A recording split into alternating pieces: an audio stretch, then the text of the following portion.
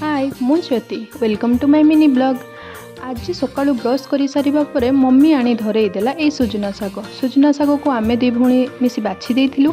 तापरे मु चलिली गाधेइबा पई गाधेइके आसी छात उपर गला बेले प्रबल खरा खरा होउची तो होउची नहले वर्षा कंटिन्यू सबुदिन चलीची। तापरे मु आसी खाईदेली टिके दहीबरा खाई सारिबा परे एमाने दी जण एटू कोन करथिले माने मो भौणी डरौची भाटली को जे बाथरूम भितरे भूत अछि।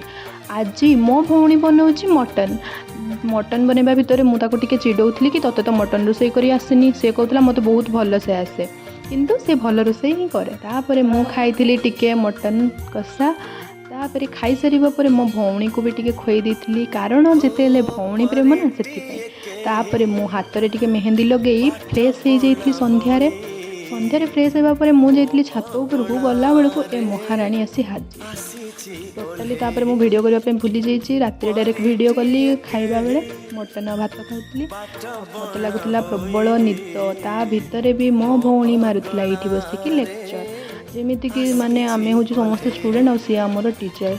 आज मिनी ब्लॉग भिडियोटी भल लगी लाइक शेयर एंड सब्सक्राइब करने को जमार भूल। Thank you.